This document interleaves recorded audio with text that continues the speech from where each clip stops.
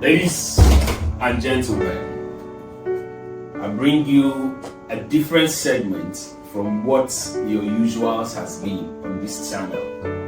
Today I have a guest, a special guest. I don't know if I can't call him a Pan-Africanist because he's just controversial in everything he does. And the person I'm talking about is a versatile actor, a humanitarian, and the sole executive producer of Voice of the Voiceless. Watch out for this movie. It will be premiering very soon. Who else am I talking about? None other but Mr. Gabriel Ishmael Jallow. Ladies and gentlemen, wow, you're highly welcome. I always like to see you in this, My regalia. You're welcome. Yeah. I hope it wasn't hard locating here.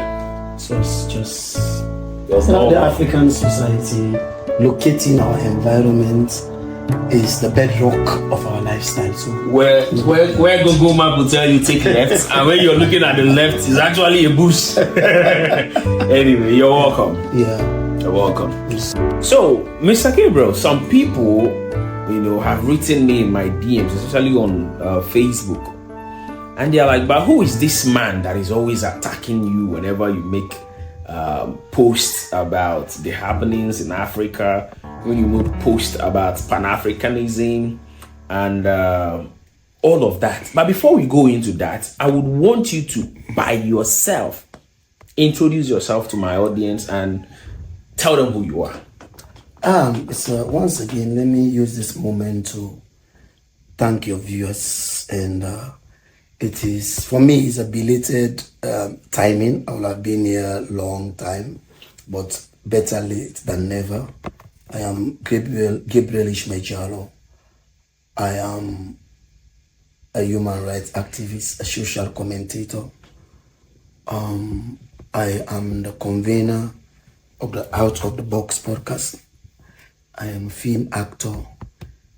Then I am an addicted follower of the Lord Jesus Christ, meaning I'm a Christian. And, so that's just a formalized introduction of this man called Gabriel Ishmael Jallow, who hail from a tiny West African country called Sierra Leone. Sierra Leone.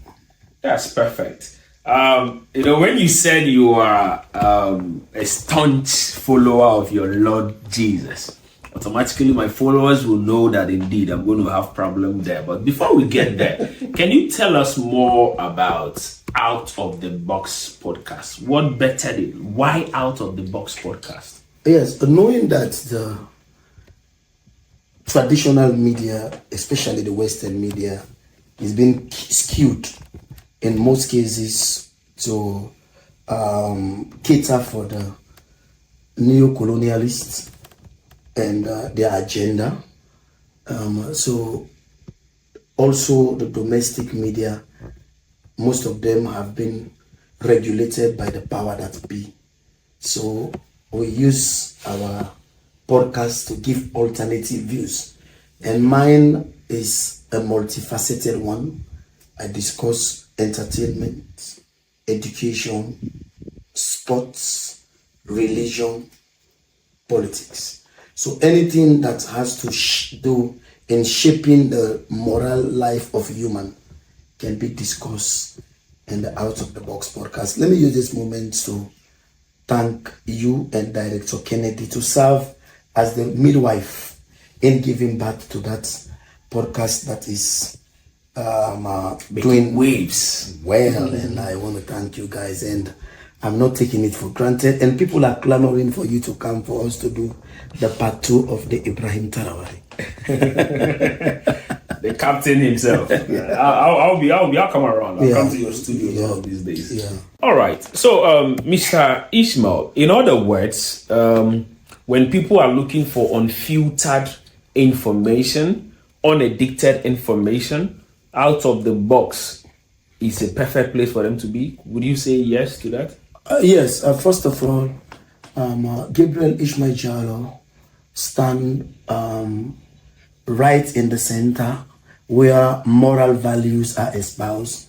I have a very bitter example, but I stand by my values. I have lost 5 major sponsors because of my views in the Middle East crisis against the murderous state of Israel, and they have stopped supporting me because of what I believed is happening in the Middle East. Yeah. I believe that if we struggle and we fought for South African to get to be a country where the black man will enjoy self-determination, it will be an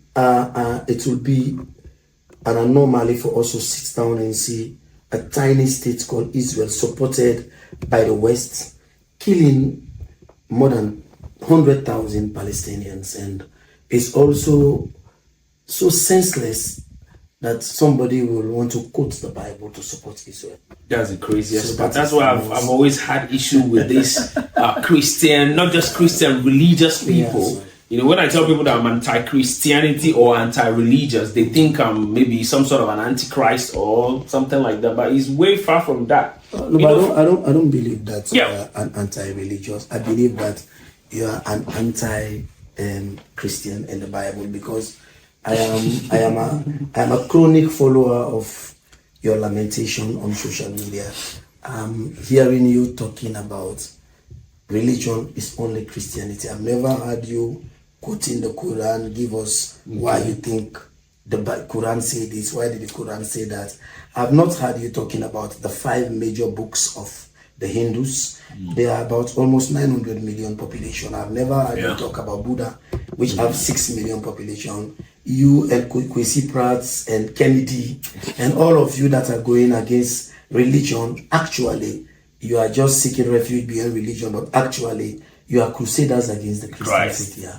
Okay, well, I think it's an opinion and you're entitled to it. But the thing, because you mentioned Kwesi Pratt and Kennedy. Mr. Kenny Daniel, the owner of CEO of More Plus Multimedia. Yeah, the thing is, we were all born into Christianity. All right. In other words, Christianity is what we know best.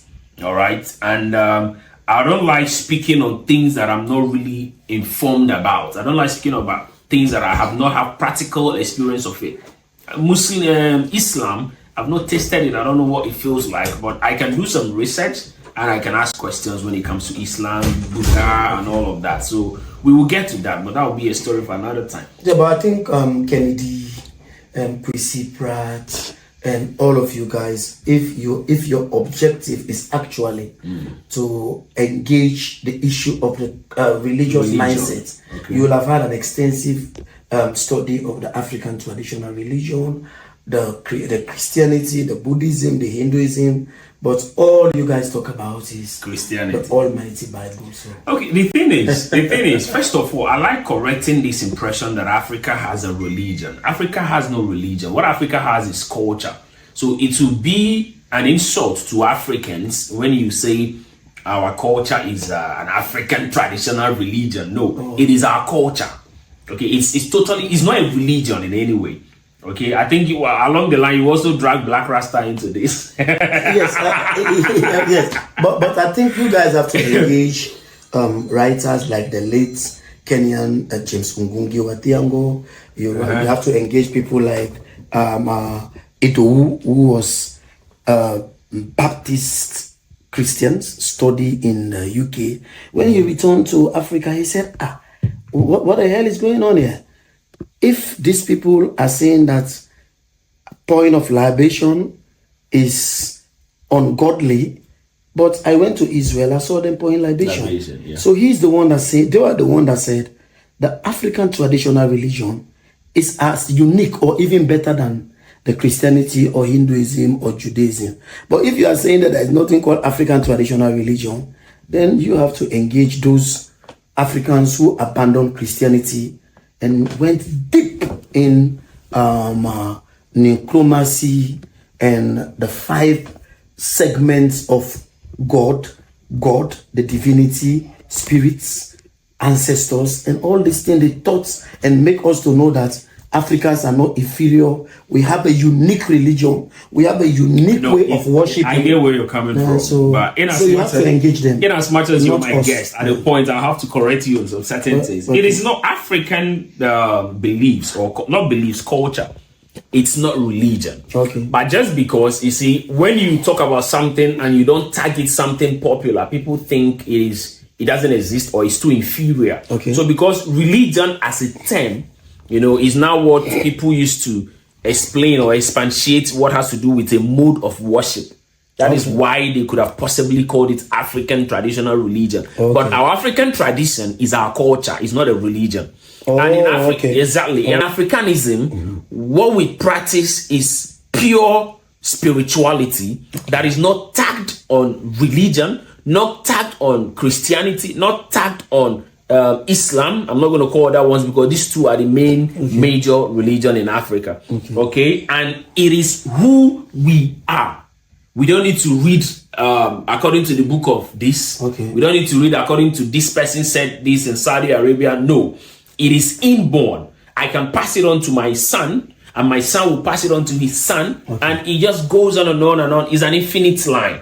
So that means Africans are more traditional. Yes, than religious. So how does the African relate to a supernatural the supreme God? Exactly. That is what I'm telling you, that we are more spiritual, but we don't want to target religion. So that thing you are calling African religion is actually African culture, and that is how we communicate to the supreme. I hope that is clear now. Now back to you, Mr. Ismail Gabriel Jallo. I believe that those sponsors of yours were also Christians. Yeah, they are evangelical Christians. Oh, wow. Who believes that the temple will be rebuilt in Jerusalem. And in this temple, that is where Jesus Christ will come and sit and judge humanity. So they believe that the state of Israel should be protected irrespective of whatever crime they committed. Yeah, talk to my viewers directly. So they believe that the state of Israel should be protected irrespective of whatever crime they will have committed. They are above the law. They should not be sanctioned. Nobody should go against them. So anybody that goes against them, they believe that you are not in the path of Christianity. That's a defective Christianity, because unfortunately for them, the Palestine that they are bombing has more Christian than Israel. Yeah, that is true. And this is viewers. This is some of the things that some of you Christians don't actually know. And whenever you're praying, you're crying and shouting by the power in the name of, by the God of Israel, save us, bro. Israelites, you will get, if you get 20 Palestinians who are Christian, you actually get 1 or 2 Israeli who is a Christian. You get it? Some of these Jews, but what I don't get, why I've always had problem with Christianity is because of things like this. They bring out doctrines that fit their narrative. How can you count a Palestinian less and then count an Israeli, more? In essence, that you value the life of an Israeli more than the life. And I think, I have a lot of problem when it comes to religion, especially Christianity, where I was born into. In the same book, the Holy Bible, all right, God told Paul, then Saul, but some scholars say he wasn't Saul and he was just another person. Let's say God told Paul, all right, that you shouldn't discriminate. When he said kill and eat, when he was having a dream, then he was like, these meats are that was not Paul. Who was that, please? It was Peter. Sorry. It was when Cornelius visited him, yeah. So, and he was like, these are unclean. So I can't eat it because it is unclean, probably in his culture. But now God said to him that you cannot call anything I created unclean. So in other words, whatever that is created by God has value, the same value in the sight of God. So why is it that these Christian Americans sees the Palestinian as inferior and they even justify it with this same Bible? You see, I think for me, even though I respect religious narrative, religious scriptures. I would say the man that set the standard for humanity, it was Haile Selassie's speech that he gave at the League of Nations in 1936, when he said, until the philosophy that all one race superior, another inferior, should be abandoned. Because I am struggling to understand why my evangelical friends will look at the state of Israel and want to link it with the Israelites. Because the state of Israel was established by a resolution. In the UN. A UN resolution. And the state of Palestine was also established by a resolution. And why would you now think that a Palestinian is inferior to a Sierra Leonean? Why would you think that a Liberian is inferior to a Nigerian? So if you are presenting that narrative, then what will you want a non-Christian to think about your God? Exactly. That's my point. Are you not presenting this God to be a God that should pretend over more than 8 billion population but really care about only 10 million? So that's so strange, and it is so painful that African Christians, you go to their churches, they display the flag of Israel, they get rid of you if you are a member of an executive of the church. I remember when Nigeria voted against, when Donald Trump was taking Jerusalem as the capital, Nigeria voted against. There are some few churches that say, now why would Nigeria vote against when these are God's children? Can you imagine? God's children. God's children. That's crazy. It's crazy. Anyway, Mr. Gabriel, Voice of the Voiceless, the movie. Yeah. I saw a poster or a flyer, and it read that it is a true life experience, or is a real life story. It's not just a movie. Yeah. Can you tell us a little about this Voice of the Voiceless? The bets, not just the movie, but the story behind the movie, and also if you can join it to these evangelists that pulled out from your foundation. Yeah. Can you tell us a little? Yeah, Voice of the Voiceless, all praises goes to Director Kennedy. Oh, okay. More plus. Yeah, he saw what I've been doing. I've been his director, a friend and brother. Then he said, you have to tell your story. Your way. Yeah. This is one of the problems that Africa is having. People are telling the African story for Africans. That's what Pan-Africans... I love that statement. That's what the Pan-African believes, that the African story has suffered a dent and a defect because our stories are narrated by foreigners and strangers. So he said, it's better for you to tell your story, and we can script it and get the best of the best. So that we can give the story. Actually, it is a story about a young man that's irrespective of the very uncomfortable condition he found himself in a refugee camp. He decided to serve humanity, but the challenges of his service to humanity took a negative turn when people started feeling jealous. People thought he's doing well because of what he's getting from abroad.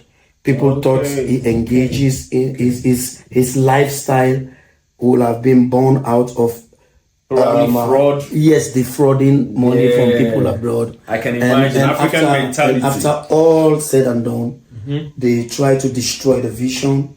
They try to destroy the dream, but the dream continued to progress. And so Kennedy said, there is no way to tell the story than to put it on the screens, on the silver screen, and get people like the unlimited judge of the Africa, ECOWAS wives, and when I dive in, exactly. So we are trying to do the premiere. All arrangement is in the concluding phase because we want to do it big at the Western. Has there been a date so I can just announce it? Yeah, we'll be having a date on Saturday. Okay, dates will be fixed on Saturday. When the guy said we just want 100 people, I said no, you can't tie me to 100. Okay. The venue that's the ideal venue that I want at the Western Mall. So I sat with the team. They said, well, they want it to be not more than 100 person. Okay. I said those that this man know are even more than 100. The Nigerian team that will be. Yeah, so we are waiting for Saturday. Okay. When we get the dates, then we'll have a landmark. Okay, so what brought you to a refugee camp? How did you end up in a refugee camp? I flee one of the most devastating war in Africa that started on the 23rd of March 1991 to 2nd January 2002. In that war, amputation of human being become a norm. Body part of political instability was rife. The country suffered between 1992 to 1997. We had 5 presidents. Thank God for the Nigerian, people call them dictators, but we call them redeemer. General Sani Abacha and General Ibrahim Babangida, who they imposed peace on us by sending 15,000 Nigerian troops that remedied the country. We lost about 75,000 people. 1.5 million went to refugee camps, where I found myself at the Buduburam, and about 14,000 were amputated. The country infrastructure was battered. But yes, and since then, some of us, we are still living a refugee life. Okay. Yeah. So, what is the name of the refugee camp that you found yourself? Buduburam Refugee Settlement in Ghana. The one that was recently demolished. The one that was recently demolished by a cruel act by the Ghanaian government, which was very un-African. Oh, wow. Yeah. You think it was very un-African? What makes you think it's very un-African? Because there has never been a demolition of a refugee camp since 1945. That's the first. Refugee camps are not demolished. So what happened? Does it mean that a refugee remains a refugee forever? No. Refugees are integrated into the society. The integration process in Ghana was incomplete when the chiefs said they want their land. The chiefs and the United Nations has a clash, and the chiefs were impatient. So the chiefs decided to demolish the camp. Okay, when you say the chiefs were impatient, my mind is going somewhere. Could it be that there was a breach of agreement because the government, always tried to play with the minds of the people? Probably they didn't pay the chiefs. I think the previous Ghanaian governments were very dishonest in the refugee issues, and the chiefs in Gomoa, they are one of the most lucrative business for them is land. And 144 acres of land has been held for more than 30 years by the refugees. So the chief decided to bring their caterpillars and start demolition. Yes. And do you think, what did the government do about this when this whole hula baloo was going on? What do you think? Is there something you think that the government should have done that they didn't do? Because your first statement, you say by the government of the country. Yeah, the government played a very deceptive politics. They fold their hands and say the chiefs has the authority of the land. When we complain, see, when you come to the land, it's the chiefs. So that's how the Nana Akufo-Addo government, and that is a dent on his legacy. That he will remain the first president to demolish a refugee camp, and they should worry about that because they ignited the Ghana must go reprisal that the Nigerian held in the by Buzia. Yeah, I remember. I know that. But some of the young Ghanaians, they don't know about this, and they just come online and they rant and rant and rant. Ghana need to be very careful that very. They should not trigger a return. Exactly. So Nigeria should not react. Exactly. Because the weight of Nigeria. There is a saying by a Japanese that Any 4 Africans, 2 are Nigerians. Exactly. No, it is. It is. I don't true. know how it comes. It is When true. you check any 4 or 5 Africans, 2 are That's Nigerians. Nigeria. Yeah, it is true. So if you allow Nigerian to, I remember the Speaker of the House of Nigeria, the Senate, was angry at a certain time. They said they demolished a portion of the fence of the Nigerian Nigerian High Commission. Yeah. Yeah, and just imagine Nigeria say it's a declaration of war. Yes, it could have been. The It could have Ghanaian been foreign worse. minister was Quick. was running to Abuja. Yes, it was quick. You see, the thing is, some Africans, okay, or some, no, let me not say some Africans, some citizens of some part of Africans, which the Ayarigas Ghanaians are emulating now, don't seem to understand. Yeah, I call them Ayarigas Ghanaians because they can't be the Kwame Nkrumah Ghanaians. Okay, they seem to not understand that an injury to one, when it comes to West Africa, is actually an injury to all. And it has a way of affecting all of us. You get it? And Nigeria is like a powerhouse of West Africa. We can't tell ourselves that lie. Even Africa entirely. You get it? But that's a story for another day. Yeah, but why do you want to bring in the flag bearer of the ANC in this? Hassan Ayariga, yeah. Ayariga has been a joke on the social media space, and what he stands for, it's nothing but this unity of Africa, West Africa. If you ask me, my personal opinion, you get it? Because when you start inciting the citizens of one nation against the other, knowing fully well that the population of this other one you're inciting them against, if they rise, that it will be a fight between the elephant, 2 elephants, not even 2 elephants, an elephant and a goat, so to say. Why do I say that? Because look at the Nigerian population. Yeah. It is a crime against humanity trying to incite Ghanaians against Nigerians. But the outcome will not be good. But I don't think any reasonable Ghanaian will try to ignite a crisis between Ghana and Nigeria. These are like 2 friends, 2 brothers. Because if you look at the banking sectors, oh gosh, when they say somebody is rich in Ghana, he has $1 billion. There is a rich man in Ghana, Ibrahim Mama, Kwesi Indoma, 650 million. Yeah. Then just imagine if you take those people to Nigeria. They become like the poor boys. Anyway, that's by the way. Cannot ignite. Yeah, I love the statement you made. You say there is no reasonable Ghanaian. Yeah. Okay, that is why I call them the Hassan Ayariga Ghanaians.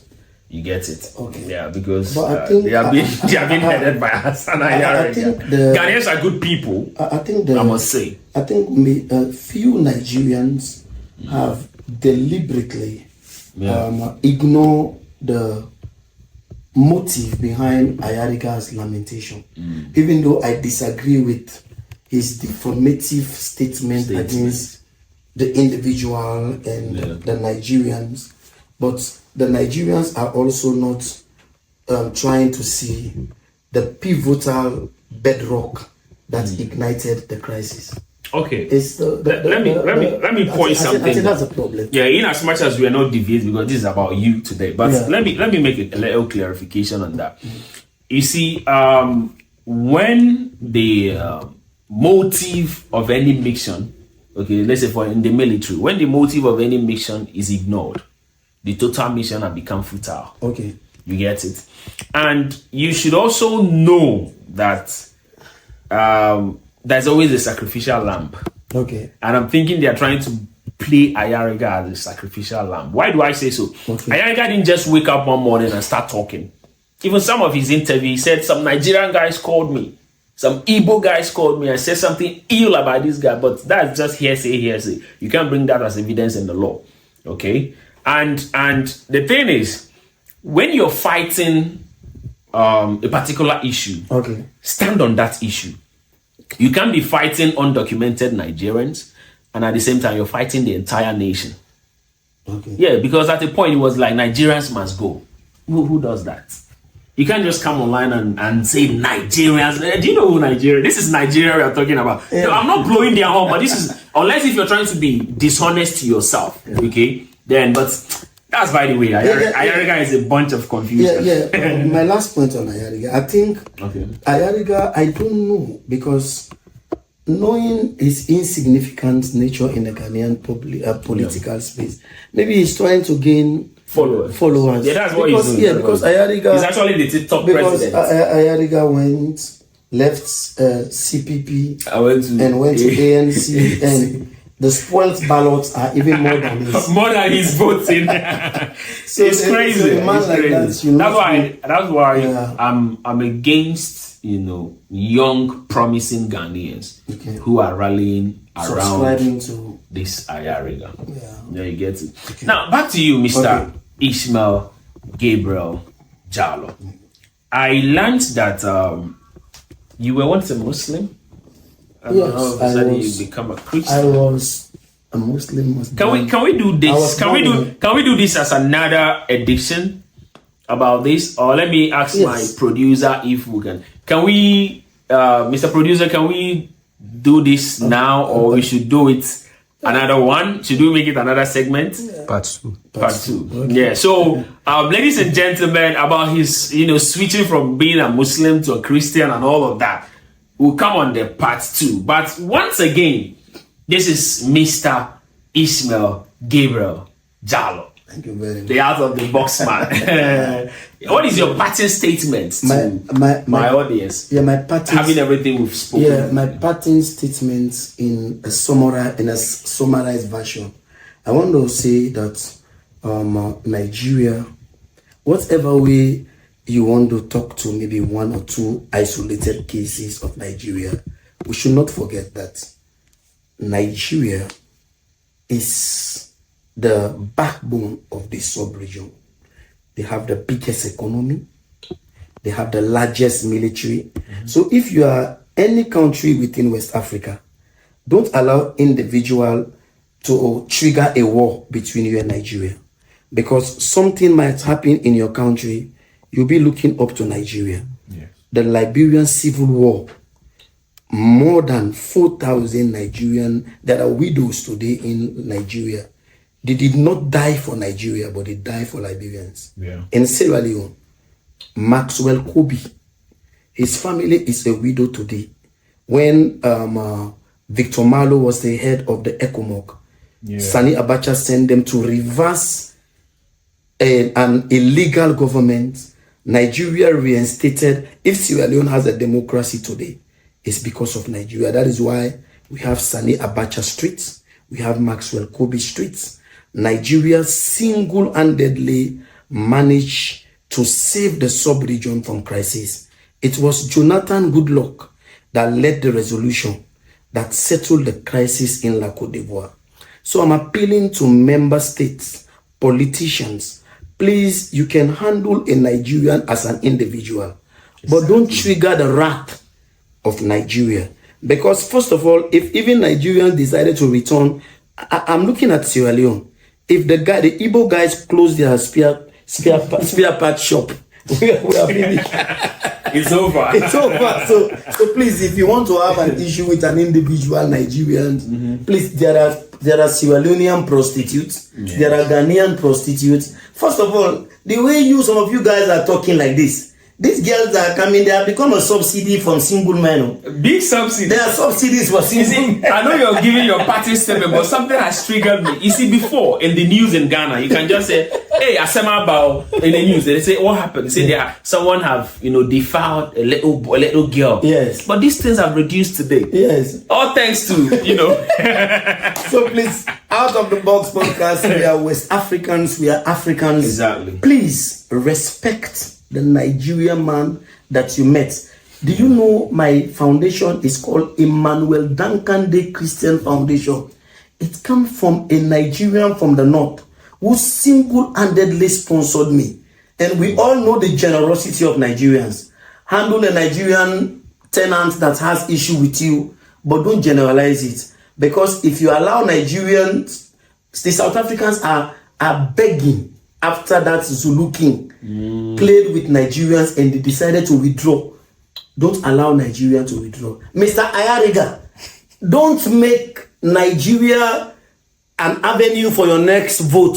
Look for something else to do, Mr. Ayariga. Anyway, ladies and gentlemen, I hope you all enjoyed that segment. Yeah. If you want me to bring him back on to ask questions or to talk on any other topic, kindly hit the inbox. We're always here to serve you. This is the truth from me, the light at the tunnel. Signing out.